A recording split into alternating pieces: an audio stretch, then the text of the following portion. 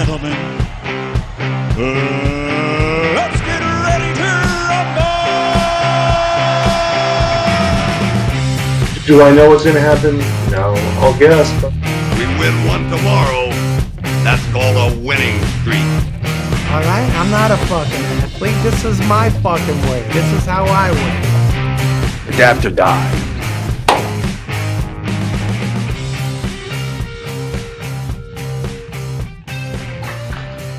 What's happening, everyone? Welcome into another episode of the A+ Sports League podcast, Golf Edition. We got the 2021 Amex Open in La Quinta, California this week. I'm Matty Maitai. With me, as always, is Chris O'Neill. What's happening, Chris? What's going on, Matthew? Yeah, ready to get at it. Playing a little desert course. I'm back in the continental United States. Back in a normal time zone. Oh, those time zones in Hawaii are brutal. It's finally nice to at least get a little closer to the East Coast times. Yeah, exactly. Sick of waiting until 3 o'clock to see my golfers tee off. So, pretty excited. Me too, Chris. Let's jump right into it. Let's recap the Sony Open from last week. What a tournament. Yeah. Kevin Na ended up birdieing 4 of his last 6 holes to go to minus 21, claiming his 5th PGA Tour victory. Full disclosure, we did not, I don't think we said Kevin Na's name last week. I mean, he's somebody who's got a lot of win equity. It's his style of course, something that he can, when he gets hot with the putter, can perform well in. I don't know why he wasn't at the top of what we were sorting, filtering by, and getting the names, but wow, Kevin Na. Yeah, I think he ended up going off somewhere between 150 and 200 to 1. I don't know what DraftKings pricing was. I'm sure it was in the 6K somewhere. But it's a guy who, I mean, like I just said, his 5th PGA Tour win. He won last October, or October 2019, so it was last season, but it was 2 years ago. And he seems to win one every year, so it's kind of wild that he pulled this one off, and not too many people were calling it. He shot a tournament low 61 on Saturday, along with Brendan Steele, which segues me into Brendan Steele, who choked for the 2nd consecutive year, leading the tournament going into Sunday. He was minus 21 going into the back 9. He bogeyed 2 of his last 9 holes, 0 birdies on the back 9. Earlier in the tournament, first 3 rounds, he had 2 bogeys and 11 birdies over 3 rounds, and then just shits the bed on Sunday. Yeah, I was watching that in between watching Tom Brady get back into the NFC Championship game, and I thought that Steele had it in the bag on Sunday, and did just a terrible back 9. The approach shots were just brutal. Every time he'd hit the green, but it was the other side of the green, so it's like, oh, cool, 70-foot birdie putt. Good luck making that one. Not a chance. That's got to haunt him. After the debacle last year, to be in a position to win again after carding a fantastic, fantastic Saturday. Brendan Steele, how's he going to rebound? We'll see, and I think he's definitely going to keep coming back to this Sony Open, try to win it, and get that monkey off his back. But hey, 2 years, 2 second-place finishes, that's still $1 million in your pocket, Chris. So yeah, jumping ahead, though, he's like the Adam Hadwin of yeah, the Sony Open now. Exactly. Another note, Jacques Neiman, back-to-back second-place finishes, which is kind of wild. He had the tournament champions and then Sony T2, but his stock is going through the roof right now. I know a lot of people that liked him for majors earlier in the year when they could get him on a future at the British Open at 80 to 1 or 100 to 1 or something like that. Still 70 to 1 at the U.S. Open. I just checked this morning. U.S. Open, I don't know if that's exactly his style of course. They usually play a little longer, tougher roughs. Where I want to play him is the PGA Championship, but those odds aren't up right now, in my book at least. So I can't get an odds on him, but if you can, I think that's a good course for Neiman. Yeah. Or Royal St. George's, maybe. I don't know how he is on Link style golf. He's hot right now. He has to win a tournament soon. He's approaching very well. He's a very, very strong putter. I can see Neiman pulling out a tournament sometime in the near future. I'm with you. Another little note I had, Morikawa with a sneaky top 10 finish. He kind of was in it all weekend, but not really, and then ended up finishing T7. So nice little finish for him, too. I think he's starting to round into form. You want to talk about our picks from last week, Chris? Yeah, let's jump into that. We both had him as an outright. He couldn't putt. No. He couldn't putt. We thought that he would just correct or at least get back to 0 this week, and he couldn't sink anything. His strokes gained putting was really what kept him from performing. He was just at the bottom of the leaderboard. You were waiting for one of those rounds where he would card a 6 under, 7 under, and put himself back into contention, but he finished tied 56. For top 10s, you hit on Berger at 7th place. I just missed on Russell Henley. He came in 11th. My sleeper, though, pretty pumped about this guy, first-round leader, Peter Malnati. Didn't have as strong of a Friday, Saturday, and Sunday, but he still got a 14, which helped me in a lot of my DraftKings lineups. Would have cashed you a first-round leader ticket, too. Would have cashed the first-round leader ticket, too.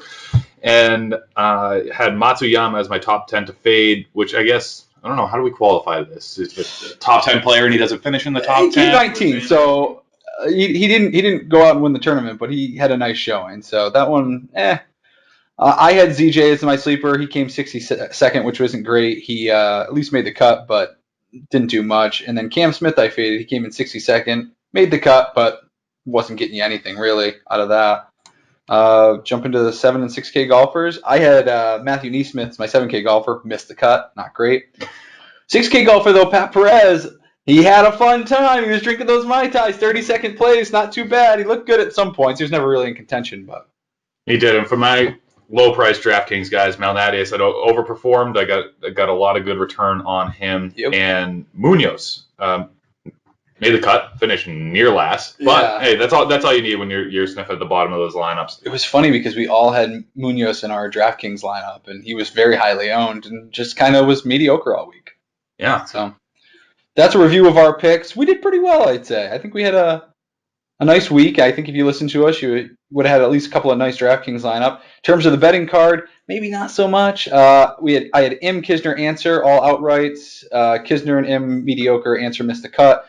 Berger, top 5. He just missed it, Chris. 1 stroke. He finished T70. He makes 1 more birdie putt, and he gets the top 5. I had what I didn't talk about on the podcast, Webb Simpson, top 10. He ended up finishing 2nd, and actually hit one OB on like the 3rd to last hole. He could have been in contention outright, but he finished T4, so he cashed the top 10 bet, and that was a review for last week. Yeah. The other thing that I just want to touch on is I got into a little bit of the round scoring tournaments on DraftKings.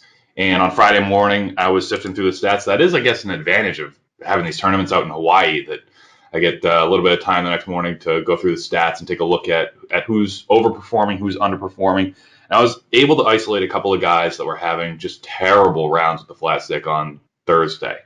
And I was able to zoom in on a guy, James Hahn, Richie Warinsky, and Chris Baker at the bottom that were striking the ball very well and just not cashing in those putts. So I was able to throw them into a DraftKings lineup alongside Adam Scott, Morikawa, and Im. And Im was actually my poorest performer of the day, but that got my lineups on the Friday single-day scoring tournaments up near the top. So that's a benefit of using the Fantasy National in-tournament stats that we have. It's awesome. Yeah, in-tournament stats are huge. I know last year when we were watching the Northern Trust, I went to Fantasy National, filtered by best ball strikers, and then looked at who the worst putter was of that. Dustin Johnson. He ended up carding to -30, and I won an outright bet. So it can really help you if you just take a look at the first day stats and see who should be higher in the ranks, but just missed some putts, and it'll help you either on DraftKings or gambling-wise. So yeah, a quick story on that, though. You just got to be careful because top of the list, best ball striker on Thursday was Ted Potter Jr., last in the field at putting. You got to check to see if these guys actually suck at putting or not, because that's kind of par for the course for him. This is true. You can't take the worst putter in the field and be shocked when he's putting poorly. So let's move into the preview of the golf course. So the Amex is a little bit different this year. It's in La Quinta. Typically, they do a Pro-Am. They're set up on 3 different courses, which they rotate through over the 3 days. La Quinta, the Nicholas, and then the Stadium course. They cut out La Quinta, which typically plays the easiest out of the 3, and they're going to flip-flop between the Nicholas course and then the Pete Dye design on the PGA West Stadium course. I think La Quinta is like a fucking mini golf course. Yeah. So that should be better for us. It's going to be a better watching experience because we're going to have ShotLink data on 3 of the 4 rounds instead of 2. Yeah. 2. And I think that's going to be a little more challenging. You're not going to have to, you're not going to see scores like you would on a typical round here where they're playing La Quinta, and then that's where they're getting the 7 unders, 8 unders. I think it'll be low, but it'll probably be a little higher. Yeah, these are still easy courses, but La Quinta was definitely the easiest of the 3. Yeah, and I think Andrew Landry carded a 24 under last year, something like that. So I don't know if the overall scoring is going to get that low this year. I think that it might be in the high teens just because of the course layout and the style. But let's talk a little bit about the breakdown here. So excuse me. It's a par 72, 7,200. It's going to vary depending on the course that you're on. It's desert style, so it's going to play a little drier and firmer than some of the conditions that we saw at Hawaii. We got Bermuda greens. The rough's going to be shorter. It's okay to miss the fairway, but the fairway width's going to be pretty narrow. This is a shot maker's course, and when you see them on the Pete Dyes, those are the ones that on some of these holes, you're going to see a lot of shorter par fours. But the bombers aren't going to be taking their chances with this. These are almost forced layup type of holes with a lot of hazard somewhere right around that 300 range, which is going to force the shorter tee shots. It's going to force woods off the tee boxes. And you're going to have people approaching a lot from 100 to 150, somewhere in that range, because that's just the way that these courses lay out. So you see the shot makers win on something like this. You see the people that are being a little more aggressive trying to bomb it. They're going to get themselves into a little bit of trouble here. So you want good iron play this week. You want people that are going to be in the fairways and know how to avoid. I wouldn't put too much into scrambling, but because they're approaching from that distance, the around the green game, the people that are going to be missing the greens aren't going to perform great. So the around the green game, I haven't rated very highly. I'm with you there, Chris. I don't think the around the green game is going to matter a lot. It's hot putter. Like you said, the stadium course is Pete Dye designed, so like the Players and like the Travelers, which are some comp courses, there's a lot of layups you have to take. He has a lot of dog legs. He has a lot of island greens and things like that where you can't just bomb and gouge this course. You really need to lay up and then, smartly attack this course. So it really puts everyone in play. That's why you see the Andrew Landrys. I believe Adam Long won this at 600 to 1. Bill Haas, my boy, Bill Haas, he won this event. So it's a tournament that everyone can do great at. And I mean, Adam Hadwin, not a huge striker of the ball, comes top 10 every single time he plays it. So top 6 every time he plays it in those last 4 times here. The only reason he didn't last year was because of the birth of his kid. Yeah, baby swag. Yeah, so I'm looking at the strokes gain average. Oh. Would you argue this is his favorite week of the year, considering every year he either does really well in this tournament or had a baby? So yeah, Adam Hadwin, a good course darling, but this course doesn't have too many course darlings because I feel like a lot of good golfers, they'll play this once or twice and then they'll leave and never come back. But this year is actually a stronger field, wouldn't you say, Chris? I think so. We have a lot of the big names. John Rahm obviously withdrew, which skewed a little bit of the odds when it came out. But we still have at the top here Patrick Cantlay, Reed, Koepka, Finau. We have Matthew Wolff, Sungjae Im. Hopefully he can figure out what the fuck is wrong with his putter. Scotty Scheffler's in here. Scotty Scheffler. Haven't seen him in a while. Very good ball striker. Did well here last year. Hasn't been on his best form, but he's priced very high for this field. I had him last year in our one and done here, and that's before I knew too much about Scotty Scheffler, and he crushed this course. He was T1 after 3 rounds, ended up 3rd because Abraham Ancer went off, and so did Andrew Landry. But I get it. I get why he's high. He's competed in majors, and we'll see what he does. I kind of like it at 17 to 1, but I might not bet it out. Another guy who's up here at the top of the betting odds is Kevin Na, who might have priced himself out of every one of my DraftKings lineups now. Can I go a little side story on this, Chris? I was going to save it for later, but I'll just do it now. Our one and dones, I've been trying to look ahead as you go throughout the season, playing out your majors. And I was looking ahead to this tournament. I said, wow, it's a great tournament for Kevin Na. I'm going to save Kevin Na. He wins last week. What happened the week before? I was looking ahead to Sony. I thought Harris English was perfect for the Sony. He ended up winning tournament champion. So I think really what I need to do is just look ahead to Torrey Pines, and then I can find my winner there. So who's winning Torrey Pines? Who'd you have pencil in? No one in the field. Oh, all right. I'm going to do some more research on that. We're going to have a mysterious winner, or it's got to be somewhere in here. Well, we'll get into it. All right. Let's start with the DraftKings pricing, because the guy I actually think can win the Torrey Pines Farmers Insurance Open is someone that I'm probably going to bet this week. So let's just jump into the DraftKings numbers, Chris. All right. So we have right now on fantasynational.com 4 players going off at 10,000. I don't know if those numbers have changed with the ROM withdraw with Patrick Reed at 10-2, Tony Finau at 10-5, Brooks Koepka 10-8, and then the highest priced guy in the field, Patrick Cantlay. What do we like? So my first gut when we saw this was I liked Rahm, but now that Rahm's out, I love Reed at the price, and I can't confirm this, it's just what I've heard and what I've read. I think he's hurt. Like, I think he's banged up. Well, he withdrew from the Sony. And I think that's why. And I'm actually shocked he's back in this tournament. Maybe he thinks he's okay, but I could see this being a tournament where he goes out and after the first round, he's like, Oh, pulling a Jason Day? Yeah, maybe not quite withdraw, just like not playing well, like he's kind of sore. So, because Reed's a grinder. I don't think he's going to withdraw if he doesn't have to. I'm scared of it. That's all I want to say. Maybe it was an effort to just get off the island a little sooner, get back, get into California, relax, get prepared, get his mind right, get his body right for this tournament. Could be, yeah, but why would you? You're already in Hawaii. I could understand if he didn't play in the Tournament of Champions and didn't want to fly over there, but he was already there, so that's what's surprising. Oh, I flew back to go to La Quinta.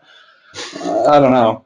The highest guy of those in my model is Brooks Koepka, which slightly worries me because he hasn't played in a while, but, I mean, he's talent-wise probably the best golfer in the field. He missed the cut at the OHL, but before that he had a 7 at the Masters, a 5 at the Houston Open, competed at the CJ Cup. He was battling the injury towards the end of last year. You could see with those finishes that, weren't signature Brooks Koepka.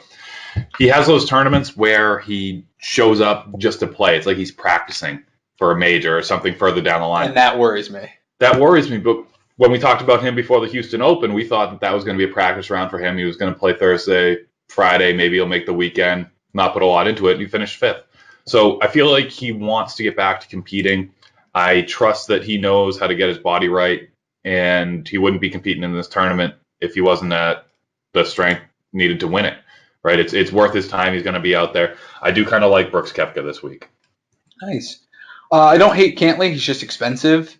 This seems like a course where he would do really well. He's good with the irons, so him laying it up is not difficult. Yeah, and every time I think Patrick Cantlay is going to do well, he fucking sucks. Exactly. So I might stay away from Patrick Cantlay this week, especially being the highest priced golfer in the field. Let's jump down to the 9,000s.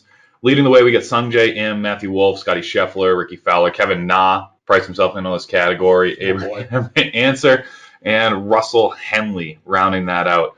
And when you think shot makers, the guy that I was on last week for top 10, I do like Russell Henley here. Very strong with his irons. His putting needs to come along, but I feel like he got a good couple of rounds into him last week. I like Russell Henley in this range. I do too, Chris. He's one of in my stat model, and he just has great recent form. I was a little worried after the OHL, but he did great at the Sony, and he's early list for a guy I want to bet. He was 45-1, now he's 35-1. I'm going to try to wait and see if it'll go back down a little bit. But at 9K, I really like him, and at the odds, I like him as well. Jump up a little bit, and you're going to my favorite guy in this range, or one of my favorite guys in this range, Abraham Answer. I was on him last week. He missed the cut. He was missing strokes putting again. We thought we'd get again, like him. We thought he'd get it, or unlike him, he was doing well at the Tournament of Champions putting, and then he completely flipped and couldn't make a putt at the Sony. But at 9,100 and 30-1 in the betting market, he's very accurate off the tee, and this just seems like his style of course. He shot the course low round last year of a 59 and really made a surge to finish T2 last year. I just think Abraham Answer is going to have a good week. Yeah, I was on him last year in this tournament. He was my one and done pick, and very happy with this finish. I don't know. With me, I'm associating it with the Southwest and the desert course, the Mexican golfer. He's born in Texas. It might be his style. I don't know. I heard they have great tacos in La Quinta. All right, let's jump down. Who else you like? Anyone else in this range? In this range, I don't know why. I've avoided Ricky Fowler like the plague for the last year and a half. I haven't seen anything good out of him. At 9,300, I can't see myself playing him. Same with Matthew Wolff at 97. The last couple of times I thought I could see him performing, I just didn't get the right results out of him. Plus, his style doesn't play very well here. He's very long off the tee. I'm going to probably avoid him. I think, although he doesn't rate out super great in my stat model, I could see myself throwing Scheffler into a couple lineups, maybe starting some lineups around a Scheffler-Henley combination or a Answer-Henley combination. So, yeah, let me I had Scheffler last year as my one and done, and I just think this course suits him well. I think he got a nice break. He had COVID over like the holiday season or like back in December, and I just think this track suits him. I'm definitely going to be on Fowler or on Scheffler, and like you said with Fowler, like it's a name only that he's up here. He does not deserve to be up here. Like he's played terribly. I'm off on him. Wolf, you never know. He competes with majors, but he's never played here, so that's intriguing. And then Im just seems high here after last week, but I feel like he could be a good play. I don't know. Like he's a shot maker. Last 24 rounds putting, he's 102nd in the field. I mean, he's been miserable. But the approach play, I think he's just going to get himself in good spots. It's whether he can fix the putter. I think that's key. Exactly, and that's what I was banking on in the later rounds last week, and it didn't come through. And it was 2 consecutive rounds right there at the TOC and at the Sony where he lost putting, and he just couldn't correct. And he was on his best surfaces. Yeah, so maybe we wait until Im starts to figure out the putter a little bit more. All right, let's jump down to the 8Ks. We got a good chunk of golfers in here, starting off with Cam Champ at 8,900, all the way down to tournament darling Adam Hadwin at 8,000. Here's a name that kind of shocked me with how high he is and the fact that he's even really here is Phil Mickelson at 8,800, Chris. What do you think of Phil? He ranks 140th in my model. He is, yeah. I see the 140 here. It's a shocking number to see him at. But I remember this tournament a couple of years ago, or didn't he come in second or third? He was in contention. He competed, yes. Playing against, I believe, let me pull up his last. I'm thinking the AT&T Pro-Am, he came in third. He crushes Pro-Ams for some reason. I feel like Phil is just the ultimate like schmoozer. Yeah. He came in third. He came in second in 2019. Second in 2019. Yeah. And then first in the Pro-Am 2 weeks later. He's a horse for those California courses, the shotmaker courses. He hits hellacious seeds and drops bombs all over the course. Maybe. Yeah. Maybe. He has good course history, but his recent form is just brutal. I mean, just miscuts or like 70th place finishes. Strokes gained is just negative all over the board. Unless you want to count his senior tour events that he's been playing and winning. All right, so let's look at some of the rest of these names, because what we're seeing here in the 8,000s for the DraftKings pricing are people that I guess maybe because of the density of good players in the field are maybe priced a little higher than you'll typically see them on DraftKings. So you got Patton Kizzire, Lanto Griffin in there, Brian Harmon, but nestled in there is a strong Paul Casey, who didn't have the best 2020 season. He did compete at the PGA, right? We saw him there at the end, but. So can I weigh in on Paul Casey? Yeah, I think you want to take this one. Paul Casey, when I looked ahead to a player that I thought could win next week, assuming he's in the field, at Torrey Pines, it was Paul Casey in this field. I love him this week. I think at 40, what did I find him at? 46-1 right now is the odds on him. I think of all the golfers that we've been talking about recently, Paul Casey has a very good chance of winning. I just think Paul Casey's got the skill set to really attack this course. He's great with the irons, and he hasn't had good form. He hasn't played in a while. Let me rephrase that. He hasn't played since the Masters, so it's not that he has bad form. He just doesn't have much form to speak of, but I really like him in this range. Yeah, I like Paul Casey there, but another guy that I had my eye on was Lanto Griffin. Lanto Griffin doesn't have the best around the green game. Bermuda, though, is his best surface. He's a pretty strong putter. He's gained putting in every one of his last couple of tournaments. And the tournament history here, the top 10 finishers typically perform well in strokes gained approach and strokes gained on the green, which historically are his two biggest strengths. Yeah. So I like Lanto Griffin in there at that price. He had a 7 at the CJ Cup and 11 at the Zozo. He was at the Tournament of Champions, came in 13th, made the cut at the Sony, finished 41st. It's his style, of course, I think. Yeah, I can see myself playing a little bit of Lanto Griffin this week. I hear you.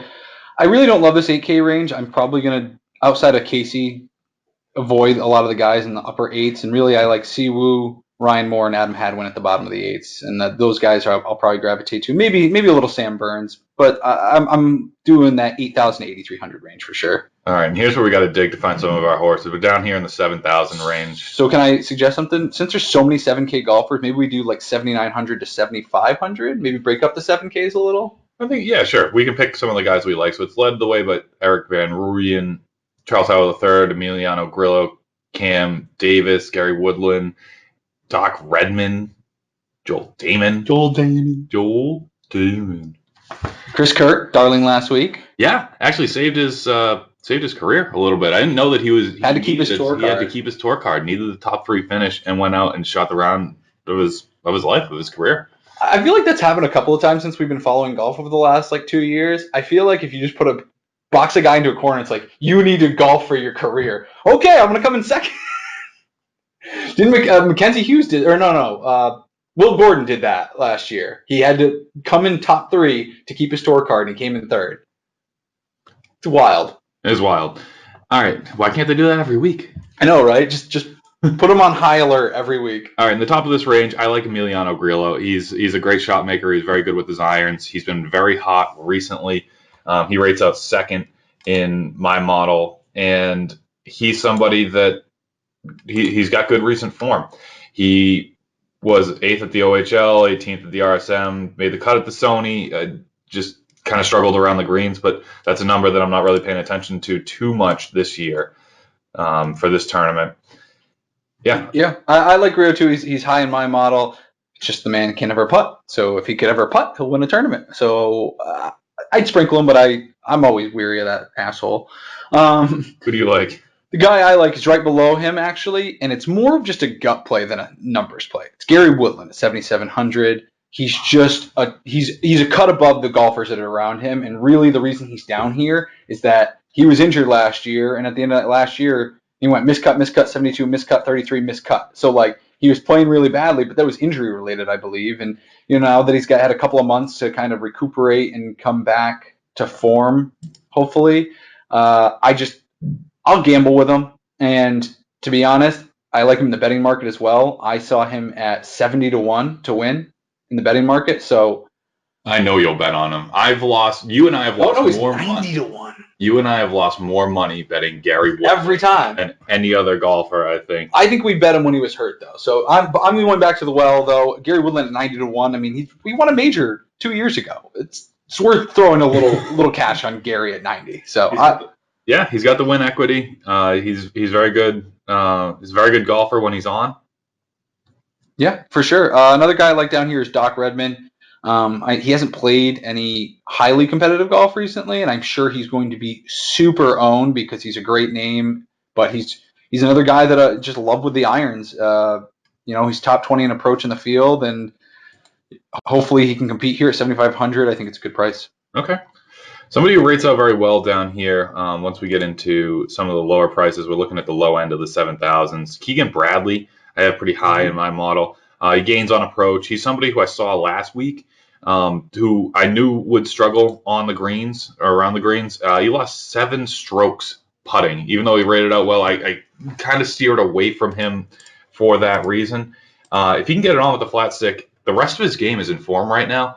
I can see Keegan kind of balancing it out and becoming a golfer who could perform this week. I really like Keegan too. That's a good pick, Chris. Another golfer in this range that we'll point out, I really like Taylor Gooch, 7,400. Taylor Gooch. I really like Gooch, and honestly, I think Gooch is going to be kind of a sneaky play because his last 2 tournaments is miscut at the Sony and RSM. But before that, at Houston he was 4th, Zozo 35th, CJ Cup 5th. And those are more of his putting surfaces. He's not really great on Bermuda. And while this is Bermuda, it is overseeded, so it plays halfway between POA and Bermuda. So I think it'll suit him well on the greens, and I like his iron play. He's good with the approach. So I think Taylor Gooch is a good play this week at 7,400. All right, there's 3 other guys that I just want to mention. I like Russell Knox this week. I like Peter Malnati again. I feel like he's rounding into form. Back to the well. Exactly, and it's a style of course where he can excel at if he can keep his putter going. And Matthew Neesmith as well had a very good week last week for him. he was. He missed the cut. He missed the cut. I'm thinking, what am I thinking of? He did well. He just not well enough. No, I like Matthew Neesmith too. He still pops in my model. I'm a little weary, but I'd go back there. Other golf, I really, of all the 7Ks, I like this lower range that you're talking about with Knox and Neesmith. I also like Streelman, Reeve. I like Brendan Steele again. I mean, he played well. Like, he choked, but he played well. At 7,300, he's still a cheap play. So, and then at the very, very bottom, a guy that we also lost a good amount of money.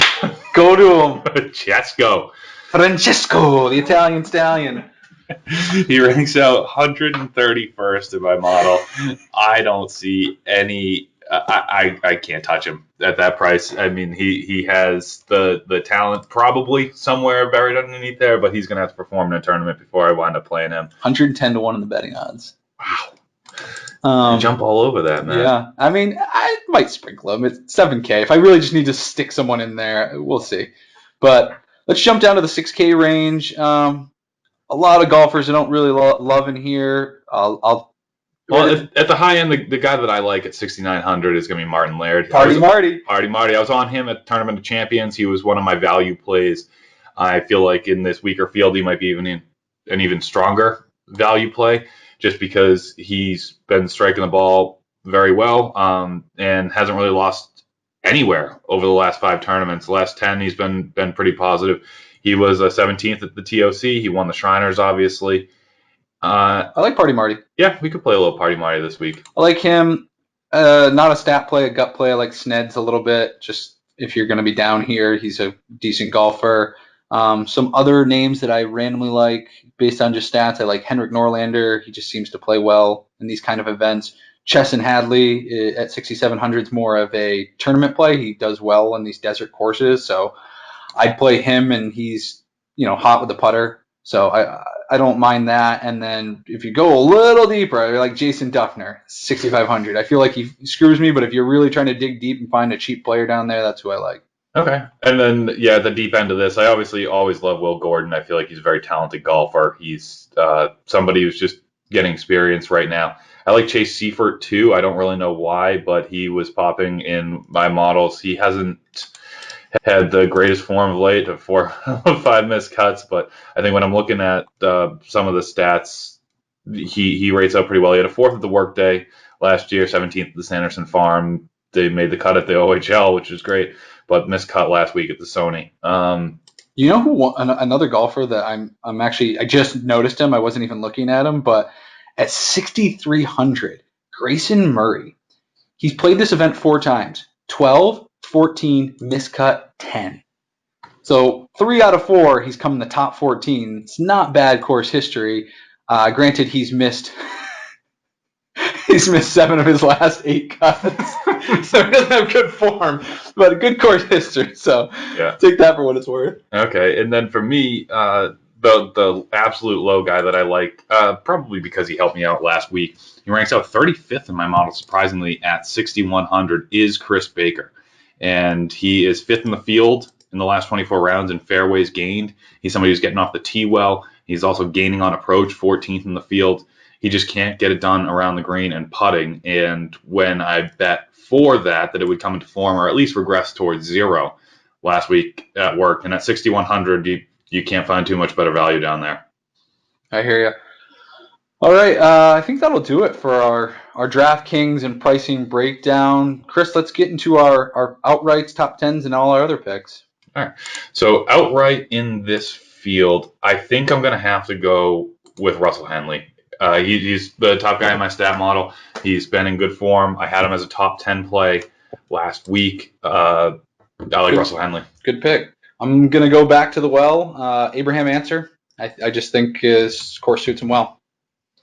All right, top 10, I mentioned him earlier. Like I said, his golfer profile sort of fits this course.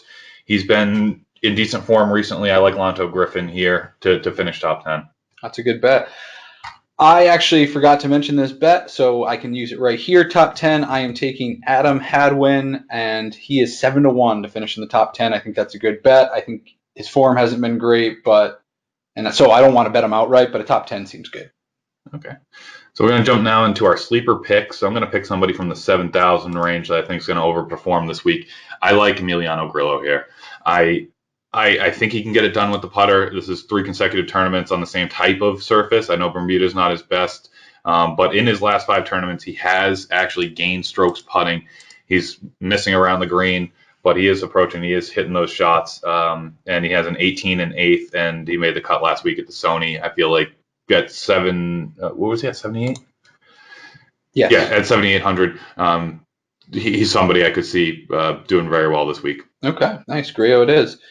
I was between 2 guys here. It was really between Ryan Moore and Gary Woodland because we hadn't talked about Ryan Moore. I think he fits this course well, actually. But I'm going to go with Gary Woodland as my sleeper.